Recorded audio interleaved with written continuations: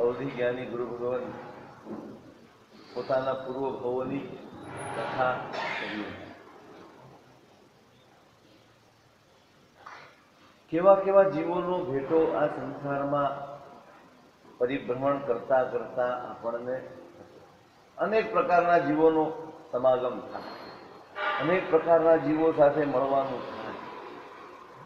આમ તો શાસ્ત્રો એમ કહે છે કે એક પણ જીવ એવો નથી જેની સાથે આપણે કોઈ સંબંધ ન બાંધ્યો, એક પણ યોની એવી નથી જે આપણે જન્મ ન લીધો હોય, એક પણ ગતિ, એક પણ જાતિ, એક પણ યોની નથા જાઈ નથા જોણી કે જ્યાંથી આપણે પસાર ન થાય.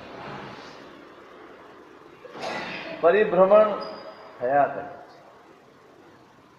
વળી મળીએ વળી છૂટા પડીએ, વળી મળીએ વળી છૂટા પડીએ. દરેક વખતે ઋણાનુબંધ અલગ હોય, દરેક વખતે એકબીજા પ્રત્યેનો ભાવ અલગ હોય. કોઈક ભાવમાં મિત્ર તરીકે સાથે રહ્યા હોઈએ ને, વળી કોઈક ભાવમાં દુશ્મન તરીકે સામે રહ્યા હોય. કોઈક ભાવમાં મા બાપ તરીકે રહ્યા હોઈએ તો કોઈક ભાવમાં દીકરા. દરેક ભાવની પરિસ્થિતિ બદલાય, પણ આ ક્રમ અખંડ ચાલે. સંયોગનો ને વિયોગનો ને ઋણાનુબંધ, આ અખંડ ક્રમ. ઋણાનુબંધ એ પ્રમાણે આપણા ભવો ચાલ્યા, એ ઋણાનુબંધની સાથે આપણે તણાતા રહીએ અને એ પ્રમાણે વ્યવહાર કરતા રહીએ. ધર્મ આ બધાથી ઉપર ઉઠવાનું શીખવાડે. મારા ઋણાનુબંધ કેવા છે એની મને સમજ પડવી જોઈએ. પરિવારનો સભ્ય હોય, બહારનો કોઈ સભ્ય હોય, કોઈ પણ હોય, કોઈની પણ સાથે આપણા ઋણાનુબંધ હોય અને આપણે જોડાયેલા હોઈએ, તે ઋણાનુબંધ કયા પ્રકારના છે એની ખબર આપણને પડી જવી જોઈએ. ભાઈ આની સાથે જરાક દ્વેષના છે, ક્યાંક રાગના છે, ક્યાંક નફરતના છે, ક્યાંક ઈર્ષ્યાના છે. અને એ ઋણાનુબંધને ઓળખીને પોતાને દૂર રાખતો થાય, પોતાને દૂર રાખવાનો પ્રયત્ન કરે, પોતાને એ ભાવોથી બચાવવાનો પ્રયત્ન કરવો, એનું નામ ધર્મ. કોઈકને જોઈને રાગ થાય, કોઈકને જોઈને દ્વેષ થાય, કોઈકને જોઈને અલગ અલગ અલગ ભાવો આવે, પણ એ બધા ભાવોથી પોતાને બચાવવાનો પ્રયત્ન કરવો, એનું નામ ધર્મ. એક બાજુ તમે ધર્મ કરો, એક બાજુ તમે ક્રિયાઓ કરો અને આ બાજુ ઋણાનુબંધને તમે ગાઢ કરતા જાઓ, સંસારનો છેડો નહીં આવે. સંસારનો છેડો ક્રિયાથી નથી આવતો. સંસારનો છેડો માત્ર ક્રિયાથી નથી આવવાનો. સંસારનો છેડો લાવવો હશે તો ઋણાનુબંધના છેડા લાવવા પડશે, એને બંધ કરવા પડશે. જાત જાતના ઋણાનુબંધ છે. એ આચાર્ય ભગવાન તો અવધિ જ્ઞાની ગુરુ ભગવાન તો પોતાની કથા બતાડે.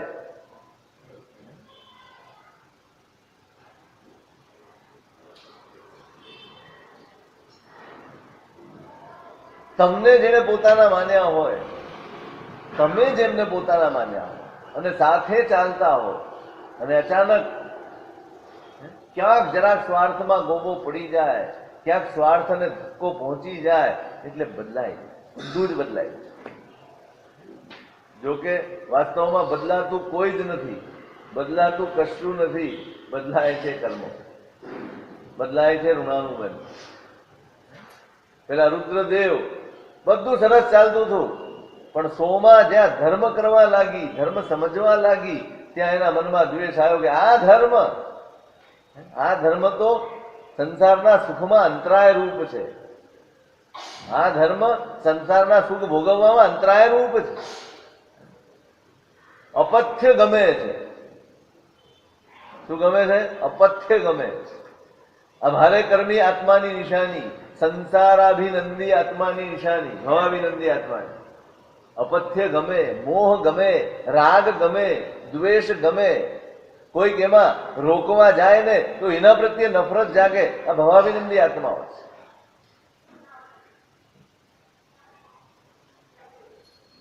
એને નફરત જાગી છે. આ ધર્મ છોડ, આ ધર્મ ન કરાય. કારણ ધર્મ થકી જે વિવેક જાગે ને, ધર્મ કરવો માત્ર કરીએ એ સંસારમાં ક્યાંય બાધક ન બને, પણ ધર્મ થકી જે વિવેક જાગે ને એ તમારા સંસાર પ્રત્યેના લગાવને તોડી નાખે. કોણ તોડે? ધર્મ થકી જાગેલો વિવેક એ સંસાર પ્રત્યેના લગાવને તોડે છે. એકલી ક્રિયાઓ સંસાર પ્રત્યેના લગાવને નહીં તોડે. હું વારંવાર એક વાત કહી રહ્યો છું કે બધી જ ક્રિયાઓ, બધો જ તપ જપ, બધું જ જેને પણ આપણે ધર્મ કહીએ છીએ એના થકી વિવેકનો ઉદય થશે તો જ સંસાર પ્રત્યેનો લગાવ તૂટશે. જો વિવેક નહીં જાગે, એકલી જાણકારી એ સંસાર પ્રત્યેના લગાવને તોડી નહીં શકે. એનામાં વિવેક જાગ્યો છે. કરવું પડે બધું કરવાનું જ છે, પણ અનિવાર્ય હોય એટલું જ કરવાનું. પેલાને ન ગમ્યું, એને એમ થયું કે આ આપણા સુખની વચ્ચે કાંટો છે, કાઢી નાખ. ક્યાં સુધી પહોંચાડે? એની વિષયની લાલસાએ પોતાની જ પત્નીનો ભોગ લઈ મારી નાખી. લાલસા અનર્થ કરાવે, લાલસા રૌદ્ર ધ્યાન સુધી પહોંચાડી દે. આર્ત ધ્યાનવાદી રૌદ્ર ધ્યાન સુધી પહોંચાડી દે.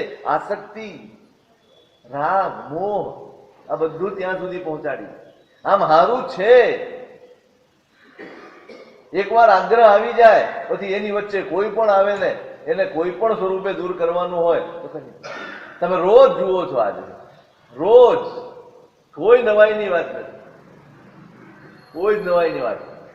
બાપ હોય, ભાઈ હોય, મા હોય, બહેન હોય, પત્ની હોય, કંઈ પણ હોય, થોડાક સ્વાર્થ માટે, થોડીક લાલસા માટે થઈને માણસ રેસી નાખતા જરાય વાર કરતો. એક પળનો વિલંબ. હવે તો એમ લાગે ધીમે ધીમે છઠ્ઠો વારો કોને ખબર, 18,500 ખરેખર બાકી છે કે નહીં એમ લાગે. કેટલી ક્રૂરતા, કેટલો નિર્ધ્વંસ પરિણામો વધી રહ્યા, કેવા ધીઠ પરિણામો થઈ રહ્યા. રોજે રોજ શું વધી રહ્યું છે? આપણા પરિણામો કેટલા ભ્રષ્ટ થતા જાય છે. લોભ, આસક્તિઓ વધતી જાય છે. હિંસા સામાન્ય થઈ ગઈ છે, સાવ સામાન્ય. મારવું ને મરવું, શાકભાજી કાપો કે માણસને કાપો, કાંઈ ફરક નથી.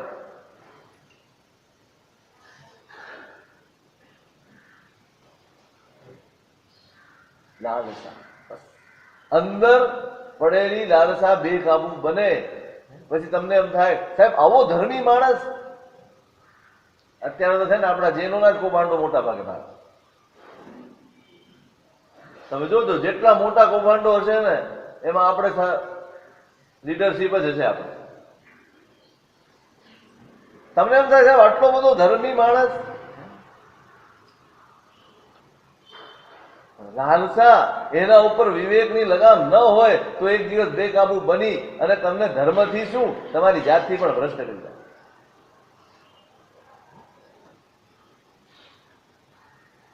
સિકંદરની એક લાલસા વિશ્વ વિજેતા બનવાની કેટલાયને રેસી નાખ્યા હશે, કેટલાયની હિંસા થઈ હશે, કેટલાયના ઘર ભાંગ્યા હશે. સુભૂમ 6 ખંડની બદલે 12 ખંડની લાલસા જાગી. થયું શું? 96 કરોડનું પાયદલ, 84 લાખ હાથી, 84 લાખ ઘોડા અને 84 લાખ રથ, આ બધું જ સૈન્ય એક સાથે પરવારી ગયું. શેના કારણે? એક માણસની લાલસાના. અબજો લોકોનું સૈન્ય જરાક થઈ ગયું. લાલસા રૌદ્ર ધ્યાન સુધી લઈ જાય, મારી નાખી. પણ સમ્યક્ત્વનો પરિણામ છે. સમ્યક્ત્વ પામેલો આત્મા છે, મરીને દેવલોકમાં. આને થોડો વખત સંસાર ચાલ્યો, ભોગવી લીધું, મરીને નરકમાં. હવે જ્ઞાની ભગવંત કહે છે કે આ પરંપરા 12 ભવ સુધી ચાલે. દરેક ભવમાં અમે ભેગા થઈએ, એને મારા પ્રત્યે કપટ જાગે, દ્વેષ જાગે અને આ જ ક્રિયા ચાલ્યા. ઋણાનું બંધ. તમને એમ થાય, આપણને ઘણી વખત એવો પ્રશ્ન થાય સાહેબ આપણે જ જતું કરવાનું, સાહેબ આપણે જ છોડી દેવાનું, પેલાને કાંઈ જ નહીં કહેવાનું, પેલાને કાંઈ જ સમજાવવાનું નહીં, એ ન છોડી શકે. તમારે મુક્ત થવું છે, નક્કી કરો. તમારે આ ઋણાનુબંધ નથી જોઈતા, તમારે આ ક્લેશ સંક્લેશ ને સંતાપો નથી જોઈતા, તમારે જતું કરવું પડશે. તમે બોલવાનું બંધ કરો તો સામો કેટલી વખત બોલી શકશે? 5 મિનિટ, 10 મિનિટ, 15 મિનિટ, પછી ક્યાંક તો થાકશે ને. એમ તમે ઋણાનુબંધ એ પેલો ગમે તે રીતે કરતો હોય, ગમે તે રીતે વર્તતો હોય, તમે હશે ભાઈ કરશો તો કેટલા ભાવ સાથે રહેશે? કેટલા ભાવ? 2 ભાવ 4 ભાવ સાથે રહી એ છૂટો પડી જશે. તમે તમારું કલ્યાણ સાજી. વન સાઇડ ઇફેક્ટ બહુ લાંબી ટકતી નથી ટકતી. કેમ? મારે જ જતું કરવાનું, એટલે કે મારે છૂટવું છે, મારે આ બધામાંથી મુક્ત થવું છે, માટે મારે જ જતું કરવાનું. આમાં કોઈ સવાલ જ ન હોય. સાહેબ આપણે નબળા દેખાઈએ? કશું જ. એ જ સમર્થ દેખાય છે જે જતું કરી દે છે. નબળાઈ તો એ છે કે આપણે જતું નથી કરતા. છોડતા જાઓ. જો તમને એમ લાગતું હોય કે આ ઋણાનુબંધ યોગ્ય નથી, સારા નથી, આર્ત ધ્યાન કરાવે છે 24 કલાક, મુક્ત થવું હોય આપણા પક્ષેથી છોડતા જાઓ. કોઈ નુકસાન નથી. આપણે બધી જ વસ્તુને છે ને લૌકિક દ્રષ્ટિએ તપાસીએ. આ શું કહેશે, પેલો શું કહેશે, આ શું કહેશે. અરે લોકોને જે કહેવું હોય તે કે, મારા મહાપુરુષો શું કહે છે, મારા ભગવાન શું કહે છે, મારો આત્મા શું કહે છે. આપણે કોને જોઈને જીવવાનું છે? તમારી તો એક બી ક્રિયા, તમે કબાટમાંથી કપડાં કાઢીને ફરવા જવાનું હોય અથવા કોઈ રિસેપ્શનમાં જવાનું હોય, કપડાં પહેરવાના હોય ને તો કોને નજરમાં રાખીને પહેરો?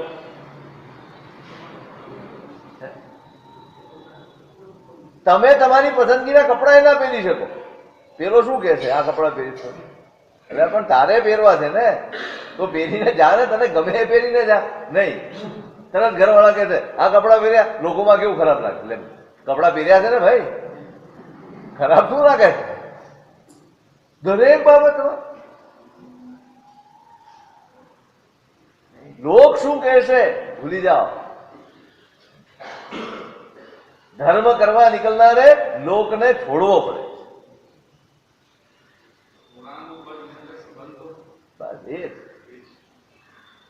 છોડવું પડે. આ આમ કહેશે, તેમ ગમે તે કહેશે, મારે આ ન જોઈએ, હવે ન જોઈએ આવા ક્લેશ, હવે ન જોઈએ આવા સંકલેશ, માટે મારે જતું કરવાનું. ભલે મારી ભૂલ નથી, આપણી ભૂલ નથી, કબૂલ, છતાંય જતું કરવાનું. કેમ કે હું જો જતું નહીં કરું ને તો વળી આ ઋણાનુબંધ તૈયાર થઈ જશે. આવતા ભાવે ફરી ભેટો થવા, આવતા ભાવે નહીં થાય તો વળી 2-3 ભાવે ભેટો થશે. થવાનો એટલે નક્કી. ચૂકવવાના છે. એક હિસાબ ચૂકતે થયા વગર આ સંસારમાંથી મુક્તિ નથી મળવાની. ભગવાને 12.5 વર્ષ સુધી કર્યું શું? હિસાબ ક્લિયર કર્યા. ક્યાંય પ્રતિકાર નથી કર્યો ભગવાન. એક વિચાર સુદ્ધાનો પ્રતિકાર નથી કર્યો કે આવું કેમ. ચૂકવતા જાઓ. વિચાર આપણે દેવું કર્યું છે, આપણે કરજ માથે લીધું છે અને મારે ચૂકવવાનું. આ તો વારે વારે માંગવા આવી જાય છે, એમાં એનો વાંક નથી. તમે લીધું છે માટે માંગવા આવે છે ને. આપણે લીધું છે માટે માંગ્યું છે ને. કર્જ ચૂકવવાનું છે. આ સંસારને જો કર્જની દ્રષ્ટિએ જોશો ને તો ઘણી શાંતિ થઈ જશે. પ્રેમ પણ કર્જ છે, દ્વેષ પણ કર્જ છે, વૈર પણ કર્જ છે, બધા જ કર્જ છે. એક વસ્તુ આપણે લીધેલા કર્જ છે અને એ ચૂકવ્યા વગર આ સંસારમાંથી છુટકારો નથી જ થવા. અને આપણે છીએ વધારતા જઈએ છીએ.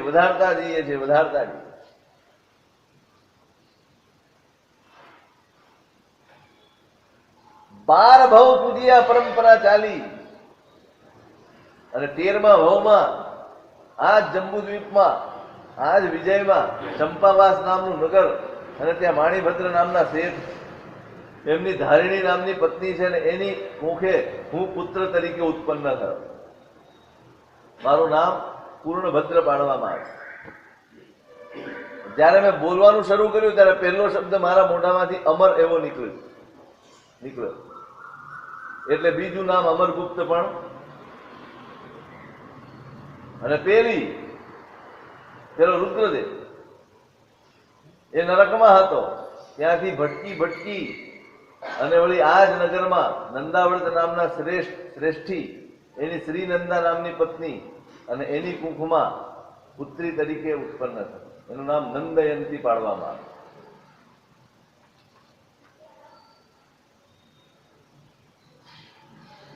યુવાન થયા બંને જણા, વળી પાછા બંનેના લગ્ન. જેટલું બાકી હશે એટલું ચૂકવવા ભેગા થવું પડશે. ક્યારે મુક્ત થવું છે કે તમને? આજે, કાલે, પરમ દિવસે? ક્યારે મુક્ત થવું? જેટલો હિસાબ સમજણના ભાવમાં ચૂકવી દેવાશે ને, જો અસમજનો ભાવ મળી ગયો, ધર્મ ન મળ્યો, ગુરુ ન મળ્યા, દેવ ન મળ્યા અને જો પરિસ્થિતિ આવી હશે ને તો ભયંકર પરિણામો આવશે. તમે જુઓ છો બહાર, એક પળમાં તો તલવાર ચાલી જાય છે, એક પળમાં હિંસા કરી નાખે છે. કેમ? સમજણ નથી, વિવેક નથી, ધર્મ નથી. આપણી પાસે સમજણ છે, વિવેક છે, ધર્મ છે. આજે જેટલું ચૂકવાઈ જાય ચૂકવી દેજો, નહીં તો ચૂકવતા પણ જશો અને સામે દેવું પણ અનેક ગણું થયા કરશે. અહીંયા પાછા ભેગા થયા છે, બંનેના લગ્ન થયા, બંનેને એકબીજા પ્રત્યે સ્નેહ થયો. પણ જેમ જેમ સમય જાય છે ધીમે ધીમે પૂર્વ કય કમ્મ દોષેણ. આ એક શબ્દ હરિભદ્ર સુરી મહારાજે દરેક જગ્યાએ મૂક્યો. પૂર્વે કરેલા કર્મના દોષના કારણે, એ કર્મના કારણે મારા ઉપર નો એનો જે માયાનો પરિણામ છે એ જતો નથી. આમાં કેવું છે, કેટલોક વખત પ્રેમથી રહ્યા છે, અરસપરસ પ્રેમ તો આવ્યો જ છે, પછી ઠગવાની વૃત્તિ આવી છે. એક પક્ષે પ્રેમ છે, એક પક્ષે ઠગવાની વૃત્તિ છે. જો જોડાવા માટે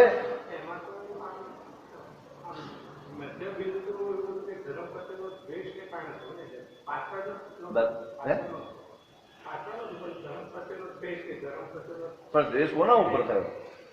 એકલા ધર્મ પ્રત્યે નથી થયો, તે ધર્મ કરે છે માટે તમારા ઉપર બી થયો ને. એને એમ ના કીધું તું તારી રીતે ધર્મ કરજે, પણ તારે મારી સાથે તો એ રીતે જ રહેવાનું જે રીતે રહીએ છીએ, એવું ના કીધું.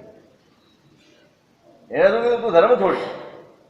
દ્વેષ ધર્મના નિમિત્તે થયો, પણ કોના ઉપર થયો? કોના ઉપર? એને એમ ના કીધું તું ધર્મ છોડી દે, એને મારી નાખ. ધર્મ છોડાવી ના દીધો, મારી નાખ. વ્યક્તિનો દ્વેષ. દ્વેષ એટલે શું કર્યું? માયા કરી ને, મારવા માટે શું કર્યું? પછી એને એમ થયું કે આને કેવી રીતે કરવું, આ કાંટો દૂર કેવી રીતે કરવો? માયા આચરી, કપટ કર્યું, છલ કરીને મારી. એટલે એ છલની પરંપરા છે. એટલે જે માયા છે એના હૃદયમાં, એના પ્રત્યે એને નુકસાન પહોંચાડવું છે, પણ કયા સ્વરૂપે? મારું ખરાબ ન દેખાય એ રીતે. તમે જોજો, ચાલાકી, આ કર્મની ચાલાકી. એક માણસ છે સીધો દ્વેષથી સીધું નુકસાન પહોંચાડે, એક માણસ નુકસાન પહોંચાડવા ઈચ્છે છે પણ માયાપૂર્વક ઈચ્છે. એટલે દ્વેષ ખરો પણ માયાપૂર્વકનો દ્વેષ, માયાપૂર્વકનું નુકસાન પહોંચાડે. મુંહ મેં રામ બગલ મેં છુરી જે આપણે બોલીએ છીએ તે શું છે? હા, નુકસાન પહોંચાડવું છે. મારે તમને પછાડી દેવા છે પણ મિત્ર બનીને પછાડવા છે. મારે તમને નુકસાન પહોંચાડવું છે પણ તમારા થઈને નુકસાન પહોંચાડવું છે. આ એક પ્રકાર છે, એક દ્વેષ પ્રકાર છે. અને આ પણ એક પ્રકાર છે જેમાં માયા ભરેલી છે, એવો દ્વેષ. દેખાડે નહીં, આંખોથી નહીં દેખાડે, વાતોમાં નહીં દેખાડે, પ્રવૃત્તિમાં નહીં દેખાડે, ક્યાંય નહીં દેખાડે. ત્યાં માત્ર પ્રેમ દેખાશે તમને. છેતરાય કેવી રીતે? માણસ છેતરાય કેવી રીતે? માયા. એટલે દ્વેષ ખરો પણ સાથે માયા પણ ખરી, કે દ્વેષ મારું પણ ખરાબ ન દેખાય અને પેલાનું નુકસાન થઈ જાય. ખ્યાલ આવ્યો?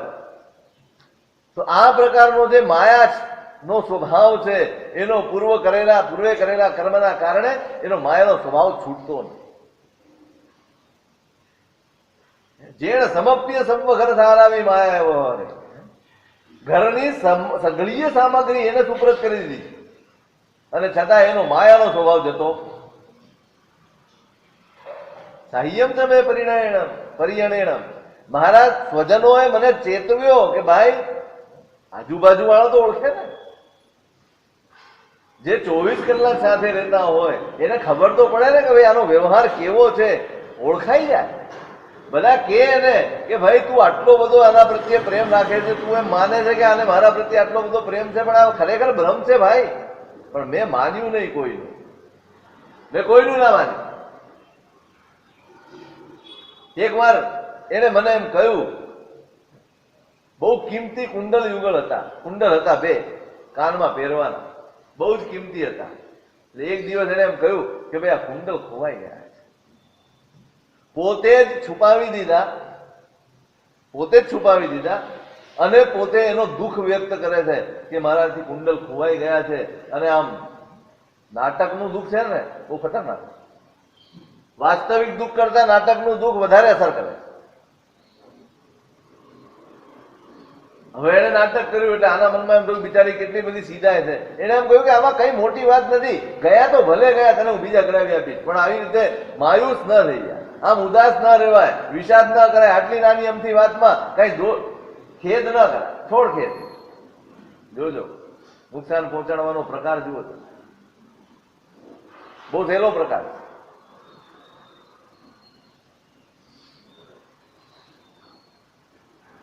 બીજા કુંડલ એને કરાવ્યા. હવે કેટલાક દિવસ ગયા, હું સ્નાન વગેરે કરવા માટે ગયો અને તે વખતે મારા નામથી અંકિત મારી જે મુદ્રા હતી, વીંટી હતી, મેં એને સાચવવા માટે એને પોતાના દાગીનાના ધાબળામાં એને મૂકી દીધી. હું પરવારી કરી, મને ખ્યાલ આવ્યો કે ક્યાં મૂકેલી છે, એટલે હું પરવારી અને લેવા ગયો.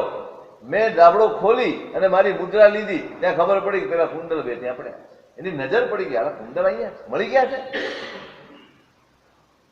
અને પેલી અચાનક આવી દોડતી, ઘરમાં કામમાં હશે, એને એમ કે હું આપી દઈશ, પણ એટલો અવસર મળ્યો નહીં ને આ નીકળીને ત્યાં સુધી પહોંચી ગયો. એને એના હાથમાં મુદ્રા જોઈ અને એના મોઢા ઉપરના ભાવથી આ સમજી ગયો. એ બહાર નીકળી ગયો તરત, કશું જ કીધું નથી, બહાર નીકળી ગયો. પેલીને એમ થયું કે આમાં તો મારું ખરાબ દેખાયું. આને ખબર પડી ગઈ કે આ કુંડળ મેં છુપાવ્યા હશે. જોજો હવે કલ્પના, એને ખબર પડી છે કે નહીં, એને કઈ પૂછ્યું નથી, કહ્યું નથી, પણ એના મનમાં એમ આવી ગયું કે આને ખબર પડી ગઈ છે અને આના મનમાં તો મારા પ્રત્યેનો ભાવ ચાલ્યો જ ગયો હશે. હવે આ બહાર જઈને બીજા સ્વજનોને કઈ પણ આવી વાત કરે અને મારી હલકાઈ બધાની વચ્ચે થાય, એની પહેલા આનો નિકાલ કરી દેવો. પોતાનું ખરાબ ન દેખાય, બીજા જાણે તો કેવું લાગે. જોજો માણસને ખોટું કરવું છે પણ ખોટું જણાવવા દેવું નથી. માયા મુશાવા શું કહીએ આપણે? જૂઠ ખરું પણ માયાપૂર્વકનું. સામો સમજી જ ના શકે કે આ ખરેખર જૂઠ છે કે સચ સાચું છે. કેવા કેવા પાપો હોય છે, કેવી કેવી વૃત્તિઓ હોય છે. માણસને ખબર છે આ ખોટું છે પણ જણાવવા નથી દેવું, કરવું છે ને જણાવવા નથી દેવું. લોકો જાણી જાય, મારી હલકાઈ થાય, મારી બદનામી થાય, એ નથી થવા દે. એટલે એના પહેલા આનો નિકાલ કરી નાખ. શું કરાય? સૌથી સહેલો રસ્તો મારણ. એવા દ્રવ્યો ભેગા કરી અને મિશ્રણ તૈયાર કરી નાખ્યું કે આવે એટલે એને પીવડાવી દો, એટલે વાત ખતમ થાય. તૈયાર કરી, આ જૂના જમાનાની વાતો, તૈયાર કરી અને ખૂણામાં મૂકવા ગઈ અને ત્યાં કોઈ સર્પ બેઠો હશે, એને ડંખ આપે. આને સાપે દંશ માર્યો. એ પેલો બહાર ગયો તો એને ખબર પડી કે ભાઈ પેલીને સાપ દસ્યો છે. પેલો દોડતો આવ્યો, જોજો એના મનમાં કાંઈ જ નથી, આને માત્ર કલ્પના કરેલી. પેલો દોડતો આવ્યો અને એને ઉપાડી પૂછે છે તને શું થાય છે, શું તકલીફ થાય છે? બોલી નથી શકતી. ખબર પડી ગઈ કે ક્યાંક ને ક્યાંક સાપે દંશ માર્યો છે. ગારુડી કોને બોલાવે? એ લોકો આવી મંત્ર ભણી અને ઝેર ઉતારી દેશે. એમને બોલાવ્યા, ગારુડીકોએ થોડી વાર મહેનત કરી, પણ પછી એમને ખ્યાલ આવી ગયો કે આને તો સાહેબ કાળે દસ્યો છે, તમે ગુસ્સો ના કરશો, પણ આ અસાધ્ય છે, આ નહીં બચે. એવા જ ભાવમાં એ ત્યાં ને ત્યાં હું વિલાપ કરતો રહ્યો અને મારી આંખની સામે આ વ્યક્તિ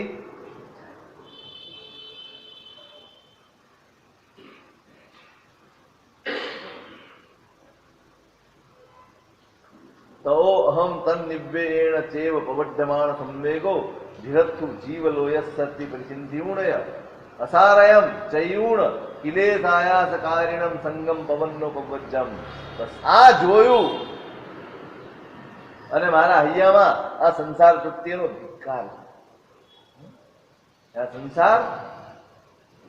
સંસારનો વાસ એ સાવ અસાર છે, અનિશ્ચિત છે, અનિયત છે એમ વિચારી અને ક્લેશ કરનારા તમામ સંઘને છોડી દીધા. સંઘ છે ત્યાં ક્લેશ છે, સંઘ છે ત્યાં સંતાપ છે, સંઘ છે ત્યાં ઈચ્છાઓ છે, સંઘ છે ત્યાં લાલસાઓ છે. સંજોગ મૂલા જીવેણ પત્તા દુઃખ પરંપરા તમ્હા સંજોગ સંબંધમ સવમ તિવિહેણ.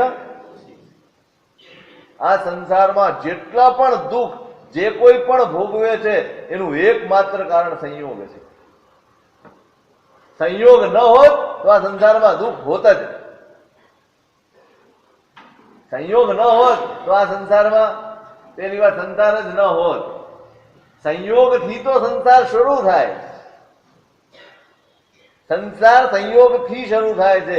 જ્યાં સુધી સંયોગ નહીં છૂટે ત્યાં સુધી સંસાર નહીં છૂટે. શરીરનો સંયોગ, અનાદિકાળનો સંયોગ, અને એ એક સંયોગના લીધે કેટલા બધા સંયોગો.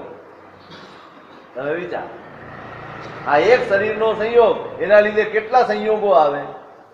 શરીર આવે એટલે કપડાં આવે, શરીર આવે એટલે ખાવા પીવાનું આવે, શરીર આવે એટલે રોગોથી બચવાનું આવે, શરીર આવે એટલે પરિવાર આવે, શરીર આવે એટલે ઘર આવે, શરીર આવે એટલે ધંધો આવે, શરીર આવે એટલે પૈસા આવે, શરીર આવે એટલે કેટલું બધું આવે.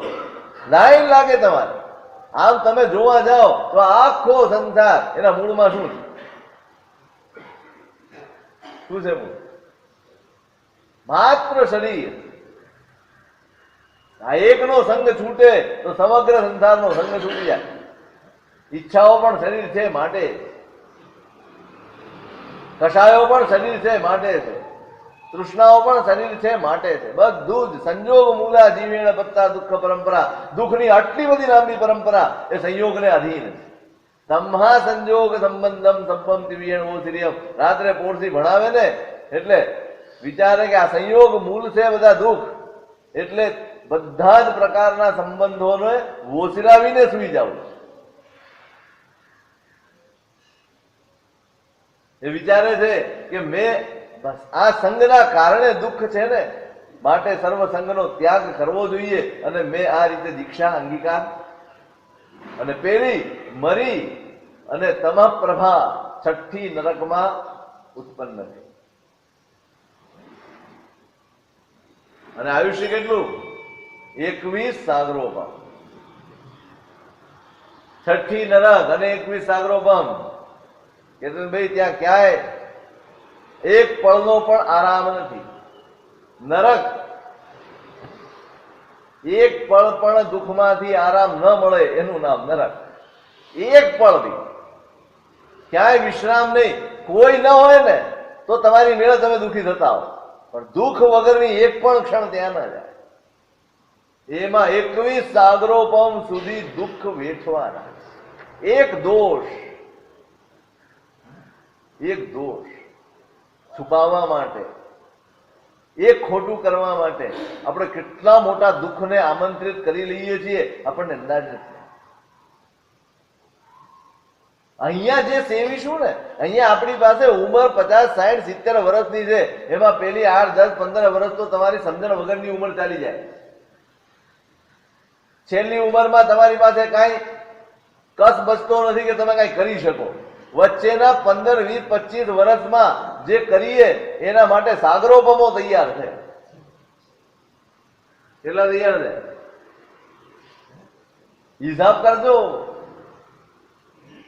થોડી ક્ષણોના સુખ સાગરોપમો સુધી ભોગવવા પડે, દુઃખ રૂપે ભોગવવા. આ રીતે મારું ચરિત્ર છે.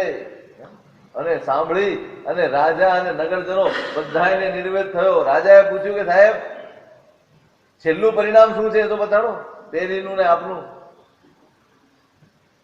ત્યારે એમ કહે છે કે એને તો અનંત સંસાર પછી મુક્તિ થવાની છે અને મારે આ જ ભવમાં મુક્તિ. એક પક્ષનો ઋણાનુબંધ સમાપ્ત થઈ. તો અહમ એયમ આયન્યુણ ચેવ તસ્ય ચેવ ભગવો સમીવે અણેય નાયર જણ પરિગો પવનનો ભુવજ્જમ. અને મેં ત્યાં ગુરુ ભગવંતની આ કથા સાંભળી, અવધિ જ્ઞાની ભગવંતની, અને અનેક નગરના લોકોએ એમની પાસે દીક્ષા અંગીકાર કરી અને એમની સાથે મેં પણ સંયમ અંગીકાર. આ ધર્મઘોષ સુરી મહારાજ કોને કહી રહ્યા છે?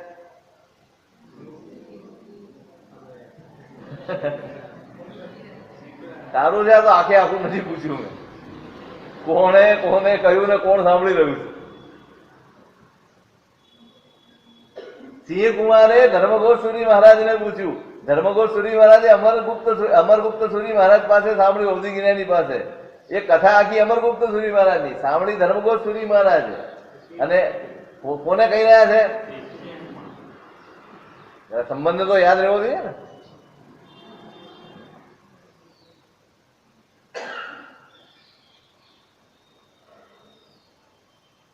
સંસારની દારૂણ પરિણતિ જોઈ અને ત્યાં બેઠેલાને વૈરાગ્ય થયો. કેવું હશે? ઘરેથી આવ્યા છે, વ્યાખ્યાન સાંભળવા આવ્યા છે, ગુરુ ભગવાનની દેશના સાંભળવા આવ્યા છે, વૈરાગ્ય થાય દીક્ષા લઈ લેતા હશે. ઘરે કહેવાય નહીં જતા હોય, મુહૂર્ત કઢાવવા જવાનું, એનો મહોત્સવ કરવાનો, ઠાઠમાઠ કરવાના, ધામધૂમથી જાહેર કરવાના, અને પછી એનું મુહૂર્ત આવે ત્યારે વરઘોડા કાઢીને નીકળવાનું. આટલો ટાઈમ કોઈની પાસે નહોતો. આટલો બગાડવા માટે ટાઈમ કોઈની પાસે નહોતો. બધાને એમ હતું કે આ ક્ષણે લીધું એ કામનું. કોને ખબર છે ઘર પહોંચ્યા કે નથી પહોંચ્યા, ને પહોંચ્યા પછી પાછા હળ્યા કે નથી વળ્યા. નીકળ્યા એ કામનું. ત્યાં સાહેબ આપી જ દો. પરિવારો બેઠા હોય, આખે આખા પરિવારો નીકળી જાય.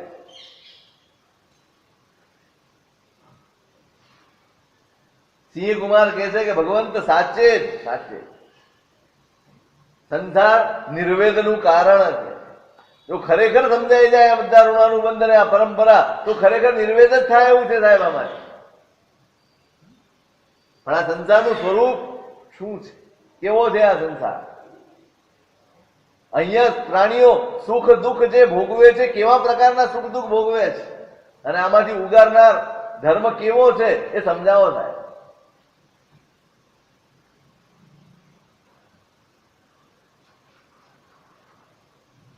ગુરુ ભગવાન કહે છે કે ભાઈ 4 ગતિ રૂપ સંસાર, 4 ગતિ છે સંસાર. સુખ દુઃખ નો વિચાર કરીએ તો આ સંસારમાં રહેલો જીવ જન્મ જરા અને મૃત્યુથી નિરંતર પીડાય. રાગ અને દ્વેષ એનાથી ગ્રસ્ત છે, એની વૃત્તિઓ અને વિષયો એની આકાંક્ષાથી એનું ચિત્ત મલિન છે. આમાં તું એમ વિચારે કે સુખ ને દુઃખ, તો આમાં સુખ દુઃખ નથી, દુઃખ જ છે. આવા સંસારમાં જ્યાં નિરંતર જન્મ જરા અને મૃત્યુનો ભય હોય, જ્યાં નિરંતર મનમાં રાગ અને દ્વેષ પ્રવર્તતા હોય, જ્યાં મનમાં સતત વિષયોની જ અભિલાષા હોય, એવા સંસારમાં સુખ ક્યાં? આપણો મોટા ભાગનો સમય, સંસારી જીવનો મોટા ભાગનો સમય અભિલાષાઓ પૂરી કરવામાં ચાલ્યો જાય. ભોગવવાનો સમય કેટલો? સંસારનું સુખ ભોગવવાનો સમય કેટલો? તમને એમ થયું ઘેવર ખાવા બેસવું છે, કેટલા કલાક સુધી ઘેવર ખાવ? કેટલા કલાક ખાઈ શકો? તમને એમ થાય આજે આખો દિવસ માત્ર ઘેવર જ ખાવા છે, સવારથી બેસી જ જવું છે ભાણા ઉપર અને બસ ખાધે જ રાખવું છે, ખાધે જ રાખવું છે, ખાધે ખાઈ શકો? કેટલી મિનિટ? કેટલી મિનિટ? તમને એમ થાય કે નવામાં નવો મોડલ ટીવી નું આવ્યું 56 ઇંચનું, કેટલા ઇંચનું? મોટા મોટું કેટલું આવે તમારે? 71. હવે તો બહુ મોટા થઈ ગયા. હોમ થિયેટર બનાવી લેવું છે, કબૂલ, બનાવી લીધું. તમે 24 કલાક બેસો છો ને? તમે મોબાઈલ લઈ આવ્યા, લાખ રૂપિયાનો મોબાઈલ લઈ આવ્યા, 24 કલાક વાપરી શકો છો તમે? બ્રાન્ડેડ કપડા લઈ આવ્યા, ક્યારે પહેરો? કેટલો વખત પહેરો? એ પહેરીને દુકાને જાઓ? નહીં. તમે જૂતા લઈ આવો બ્રાન્ડેડ, ક્યાં જાઓ પહેરીને? તમે વિચારો, આ બધાની પાછળ, એ મેળવવા પાછળ જે તમે સમય આપો છો અને ભોગવવા પાછળ સમય આપો છો, એમાં કઈ ફરક ખરો? ભોગવવાનો સમય વધારે ને મેળવવાનો સમય ઓછો? શેમાં ફરક પડે બોલો? મેળવવામાં સમય વધુ જાય છે કે ભોગવવામાં સમય વધુ જાય? હે? મેળવવામાં, અભિલાષાઓમાં જ દિવસ વીતી જાય છે. આખો દિવસ તમે એક ગાડી જોઈ લીધી હોય, આ લેવી છે, આ બદલી લેવી છે, એટલે આને વેચવાની છે, નવી લેવાની છે, કેટલા દિવસ સુધી ચાલે? કેટલા દિવસ? એ મનનો પરિણામ. નિરંતર તમે ગાડીનો વિચાર કર્યા કરો, દુકાને બેસો, ઘરે આવો, જ્યારે જ્યાં જાઓ ત્યાં આ જ વિચાર ચાલ્યા કરે, આ મેળવી છે, આ મેળવવું છે, આ મેળવવું છે, આ મેળવવું છે. અભિલાષામાં મહિનાઓ નીકળી જાય અને પછી તમારી પાસે આવે. પછી હવે ઘરમાં નથી બેસવું, હવે ગાડીમાં જ બેસી રહેવું, એવું થાય. થોડી ક્ષણોના ભોગ માટે આપણે આપણી જિંદગીનો કેટલો મોટો ટાઈમ આપી દઈએ છીએ. કલ્પના આવે છે? કલ્પના કરી શકીએ?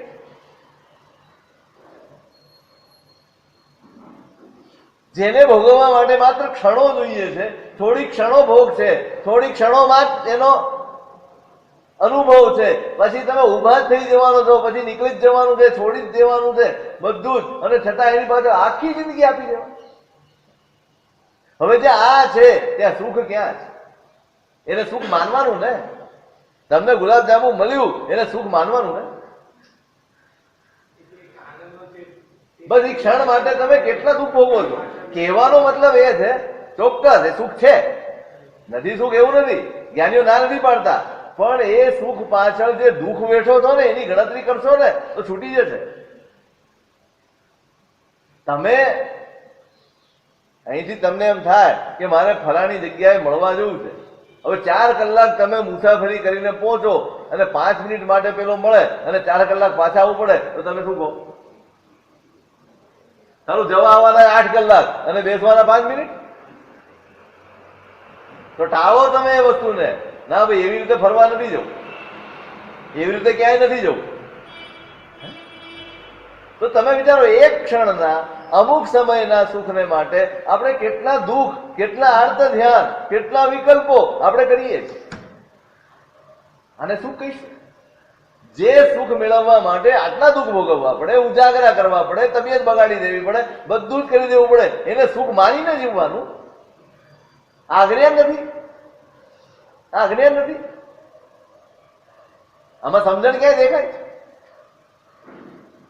તમે તમારું ઘર બનાવો, કેટલા અભિલાષથી બનાવો છો તમે, કેટલી કલ્પનાઓ કરો, આટલી ડિઝાઇન જુઓ, આ ડિઝાઇન જુઓ, તે ડિઝાઇન જુઓ, આવું ફર્નિચર, તમારી પાસે ક્ષમતા છે, પૈસા છે, બધું જ છે, તમે બધું જ બનાવ્યું. રાત્રે કેટલા વાગે આવો? કેટલા વાગે ઘરે આવો? બોલો તો ખરા, કેટલા વાગે ઘરે આવો? અને સવારે કેટલા વાગે નીકળી જાઓ? 10 વાગે. એમાં 9:30 સુધી તો ઊંઘતા હો તો. હા, એમાં તમે 9:30 10 સુધી તો ઊંઘતા છો, ઉઠીને નાહી ધોઈને વેતા થાવ. હવે આટલી બધી મથામણ કરી હોય, મગજમારી કરી હોય, આ કારીગર, ફલાણો કારીગર, આ ભાવ, તે ભાવ, ઊભા રહીને દિવસ રાત ઉજાગરા કરીને જે ઘર તમે શણગાર્યું છે એમાં તમને જોવાનો ટાઈમ મળે. કોના માટે આ દુઃખ વેઠ્યું? આમાં સુખ ક્યાં? બસ એટલું જ સુખ કે આ ઘર મારું છે. કયું સુખ? બસ આ મારું છે. આવો મિથ્યા અભિમાન, આ મિથ્યા સુખ, આ મિથ્યા સુખ છે, કાંઈ સુખ નથી. તમે એના કરતા તો ધર્મશાળામાં વધુ ટાઈમ કાઢતા. ઘરમાં ટાઈમ ક્યાં જાય તમારો? તમને પોતાને ખબર નથી કે તમારા ઘરની સિચ્યુએશન કેવી છે, શું ઘર છે, શું કર્યું છે તમે અંદર. એક થોડા સુખ માટે થઈ આ મારું છે, આવું મારું છે, લોકો જોઈ અને પ્રશંસા કરશે એ માટે થઈને તમે ખુવાર થઈ જાઓ. આચાર્ય ભગવાન કહે છે કે ભાઈ આવા સંસારમાં સુખ ન હોય. જ્યાં નિરંતર વિષયોનો અભિલાષ છે સુખ ક્યાંય નહીં. સુખ નથી. જ્યાં મનમાં નિરંતર રાગ અને દ્વેષ વર્તે છે સુખ નથી. ત્યાં ક્યાં સુખ નથી? જ્યાં રાગ અને દ્વેષ છે, જ્યાં ભય છે, જ્યાં લાલસાઓ છે ત્યાં સુખ નથી. સુખ તો આ બધાથી ઉપર ઉઠવામાં છે.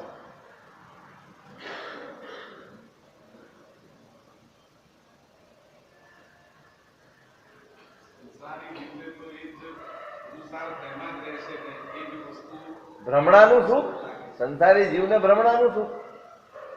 તમે આ પેલો પીધેલો હોય, તમારી વાત નથી કરતો, જે પીધેલો માણસ હોય એટલે ચાલતો ચાલતો આવે ને, તમને ખબર પડી જાય ને ચાલુ પડી જાય ને, થોડોક આમ ડાન્સ કરતો કરતો ચાલે અને એમ કરીને એક અચાનક ગટરમાં પડે તો શું કરે? હાશ, કેવી ઠંડક છે. એટલે શું થાય? અહીંયા બહુ મસ્ત ઠંડક છે. એ પડ્યો ને એને ખબર ન હોય કે હું ગટરમાં, ખબર નથી. મૂળ દોષ અજ્ઞાન, એને ખબર નથી કે હું ગટરમાં. હવે તમે જાઓ, લે આ ઉભો થા, તું આવ ભાઈ, અહીં બહુ ઠંડક છે. એ તમને શું કહે છે? તમને એમ કહે છે તું અહીં આવી જા, બહુ ઠંડક છે. તમે જશો? તમે જશો કેતનભાઈ? કેમ નહીં જાઓ? તમને ખબર છે ને કે આને પછી એને ઉભો કરી અને 2 થપ્પડ મારો અને ખરેખર એને હોશ આવે તો શું થાય? એ પાછો જાય અંદર. એટલે 2 થપ્પડ મારવાની જ વાત છે. એટલે આ જે નશો છે ને, મોહનો નશો, એ તમને બોધ નથી થવા દેતો કે આપણે ખરેખર સુખમાં છીએ કે દુઃખમાં છીએ. એ જ્ઞાનીઓને દેખાય છે એટલે એમને બિચારાને આપણી બધાની દયા આવે છે કે આ બિચારા જેને સુખ માને છે, સુખ માનીને ભોગવે છે, એ બિચારા દુઃખ ભોગવે. યદ્યપિ નિષેવ્યમાણા મનસઃ પરિતુષ્ટિકારકા વિષયઃ કિંપાક ફલાદનવત ભવંતિ પશ્ચાત અતિ દુરંતાઃ. ઉમા સ્વાતિજી મહારાજ. યદ્યપિ નિષેવ્યમાણા મનસઃ પરિતુષ્ટિકારકા વિષયા. વિષયો ભોગવો એટલે તમારા મનમાં સંતોષ થાય એની ના નથી. જ્ઞાનીઓ બી સ્વીકારે કે મનને કોઈક અંશે તમને સંતોષ થાય. તમે ખાઓ એટલે સંતોષ થાય, પીવો એટલે સંતોષ થાય, એસીમાં બેઠો એટલે સંતોષ થાય, પવનમાં બેસો એટલે સંતોષ થાય, તમારી મનગમતી ચેર ઉપર બેસો તમને સંતોષ થાય. બધા વિષયો છે. યદ્યપિ નિષેવ્યમાણા મનસઃ પરિતુષ્ટિકારકા વિષયા. મનને તોષ, સંતોષ આપે વિષયો, પણ કિંપાક ફલાદનવત ભવંતિ પશ્ચાત અતિ દુરંતા. પરંતુ કિંપાકનું ફળ ખાઈએ એ સ્વાદમાં બહુ મધુર હોય. એ ખાય ને એનો સ્વાદ ન ભૂલી શકે, પણ એ ખાનારાનું પરિણામ મૃત્યુ સિવાય કાંઈ નથી. એમ કિંપાકના ફળના સ્વાદની જેમ દારૂણ પરિણામ વાળા વિષયો છે, માટે છોડવાના. જે સુખનું પરિણામ દુઃખ હોય એને સુખ ક્યારેય કહેવાતું.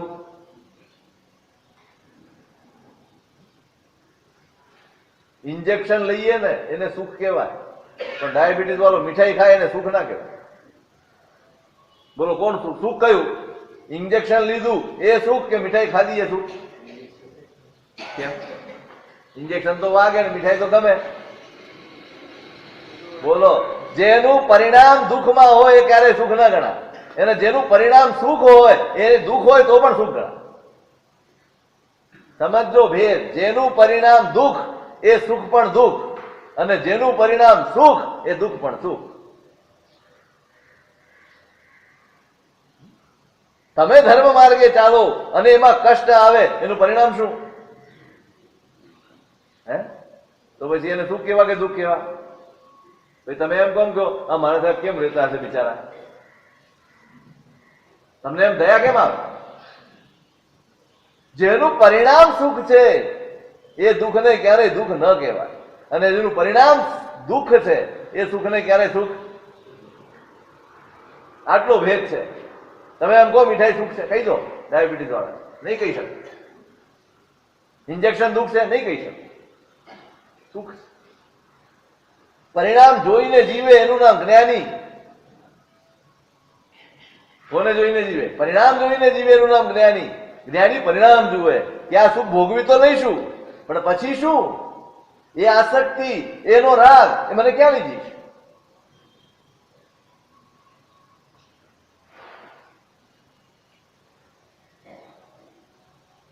આચાર્ય ભગવાન કહે છે કે ભાઈ આ સંસારમાં સુખ નામની કોઈ ચીજ નથી.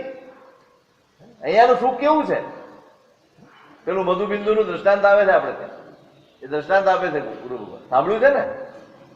મધુબિંદુનું દ્રષ્ટાંત. પેલો જંગલમાં ભૂલો પડ્યો છે માણસ, દુઃખી માણસ છે, બહાર જઈ રહ્યો છે, ભૂલો પડ્યો જંગલમાં, પણ ત્યાં જંગલી હાથી પાછળ પડ્યો. પેલો ભાગ્યો, જોયું મોટું વડનું ઝાડ છે, ઝાડની બાજી લગાવીને કૂદ્યો અને ડાલ પકડાઈ ગઈ. પેલો હાથી ત્યાં સુધી પહોંચી શકતો નથી. હવે પહોંચી નથી શકતો, પણ ગુસ્સો એવો છે કે આને ગમે એમ કરીને મારવો. એટલે પેલા ઝાડને સૂંઢથી હલાવે. ત્યાં ઉપર મધુમાખી એનો પેલો છે, શું કહેવાય એને? મધપૂડો. જોવા નથી મળતા ને એટલે નામે ભૂલી જવાય.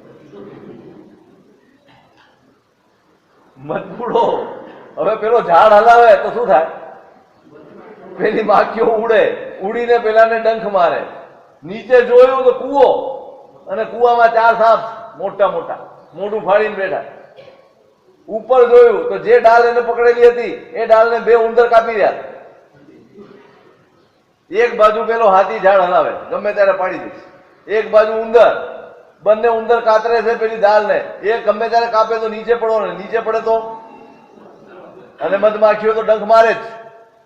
આટલી બધી આપત્તિ, એમાં એને ઉપર જોયું ને ત્યાં પેલા મધપુડામાંથી મધ પડ્યું, તપ કરતું મોઢામાં આવ્યું. હાશ, કેવું મીઠું. એને એમ થયું બહુ મસ્ત છે આ, હજી એક ટીપું પડશે, વળી મોઢું ઉપર જોજો. આટલા એક ટીપાના સુખ માટે થઈને એ માણસ આ બધા દુઃખોને સહન કરવા. આ આપણી કથા છે, આ આપણી કથા છે. પેલા મહાપુરુષ કહે છે કે ભાઈ સંસારનું સુખ આવું છે. અનેક વ્યાધિઓની મધમાખીઓ તમને ચોંટી પડી છે. ચારે ગતિ તમારા માટે તૈયાર છે, મોઢું ફાડીને ગમે ત્યારે પડો. દિવસ અને રાત, શુક્લ પખવાડિયું અને કૃષ્ણ પખવાડિયું, આ 2 ઉંદર છે, તમારા આયુષ્યને કાપતા રહે. અને પેલો હાથી છે, મહાકાલ છે, ગમે ત્યારે તમને પછાડી દેશે. આટલી વિષમ સંસારની પરિસ્થિતિ, એની વચ્ચે તમારા એક ક્ષણના ભોગ સુખો, આ મધુબિંદુ જેવા ભોગ સુખો, એના માટે થઈને માણસ કેટલું બધું કરી શકે. કોઈ ભોગવે ખરો? હવે એમ કે તને મધના ટીપા મળ્યા કરશે, તું લટક્યો રહે તો લટક્યો રહેશે ખરો? છોડાવો અહીંથી. આવા સંસારના સુખ છે, માટે ધર્મમાં મતિ કરવી જોઈએ, એમ ગુરુ ભગવંતે એને એ પૂછે છે, સાહેબ ધર્મ કયા પ્રકારનો છે, ધર્મ કેવો છે, અને એ ગુરુ ભગવાન શું સમજાવે છે, એનું શું સ્વરૂપ છે અંગ્રેજી કા